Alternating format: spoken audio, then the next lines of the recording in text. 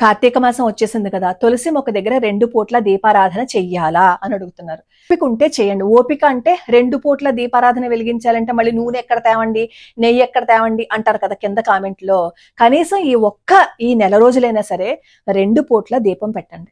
సరే 2 పూటలా కాకపోయినా ఒక్క పూటైనా సరే కుదుర్చుకుని దీపం పెట్టండి.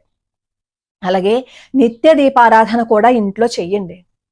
అలా అంటే మేము ఆఫీసులకు వెళ్ళాలి కదండి, మేమేమో పనులు చేసుకోవాలి కదండి అంటారు. పని చేసుకోకపోయినా, ఆఫీస్కి వెళ్ళకపోయినా మనకి డబ్బులు రావు కాబట్టి పరిగెత్తుకుంటూ వెళ్ళిపోతాం.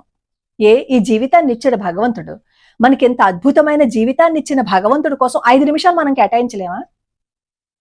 దీపారాధన చేయటానికి కూడా మనకి సమయం లేనంత బిజీగా అయితే లేం కదా. మనకి జీవితాన్ని ఇచ్చినందుకు కృతజ్ఞతగా అయినా సరే దీపం పెట్టండి. అది మనకే మంచి చేస్తుంది. దేవుడి కోసం కాదు మనం దీపం పెట్టేది, మన జీవితం బాగుండడం కోసం. కాబట్టి కార్తీక మాసంలో కనీసం ఒక్క పూటైనా సరే ప్రయత్నపూర్వకంగా దీపారాధన చేసే ప్రయత్నం చెయ్యండి. కొవ్వొత్తులు మాత్రం దయచేసి వెలిగించకండి.